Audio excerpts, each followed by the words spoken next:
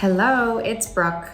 I am going to talk to you today about adoption and the two-step process that it takes in order to get a child adopted here in Pennsylvania. The first step in adoption is called a parental termination of rights, and that can either be voluntary or involuntary. The idea behind that is, in Pennsylvania, two people have legal rights to that child, the biological mother and the biological father. And when you want to make another person the parent of the child, what you have to do is first cut off the legal rights from one of the parents before you put it into another person.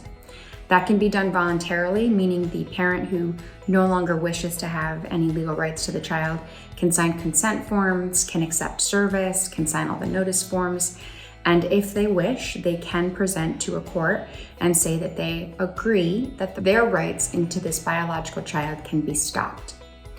You can also do it involuntarily when a party doesn't consent. There's a burden of proof that you have to show the courts that that one biological parent basically is nowhere to be found, doesn't care, isn't enacting any of the rights, going to doctors, paying for the child, paying child support, things like that. So you can do it involuntarily, just takes a couple more steps than it would be if you would do it voluntarily with consent. Now, the second step of the process of an adoption is the actual adoption, which most time is a tearjerker, and every judge I've ever been in front of loves the adoption process.